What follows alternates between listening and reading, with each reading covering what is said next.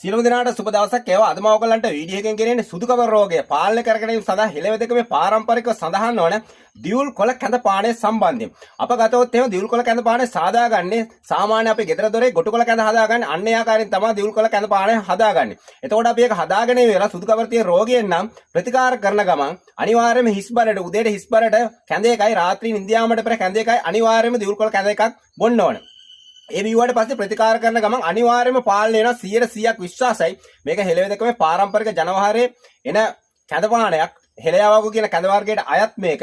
මේ පුස්කොළ පොත්වල තියෙනවා මේක අනිවාර්යයෙන්ම මේ කැඳ පානය කිරීමේ අනිවාර්ය සුදු කබර රෝගේ පාලනය වෙනවයි කියලා කියලා. මේක නිට්ටාවටම සුව වෙනවා ඇත්තටම. හරියට මේක කරන්න ඕන. මේ ඒ නිසා මම අද ඔයගොල්ලන්ට ගෙන එන්නේ මේ මම දැන් මේ දියුල් කොළ කැඳ පානයක් හැදුවා. මේ දැන් මම මේ බීලා පෙන්නන්න හදන මොකද ශරීර අහිත කරක් නැහැ බීලා පෙන්නුවයි කියලා කියලා. ඒ නිසා නොදක්කෙනට ප්‍රයෝජනවත් වෙන්න ෂෙයා කරන්න ලයික් කරන්න ෆලෝ කරන්න සුනියන් දේවතා වහන්සේ පිහිටයි.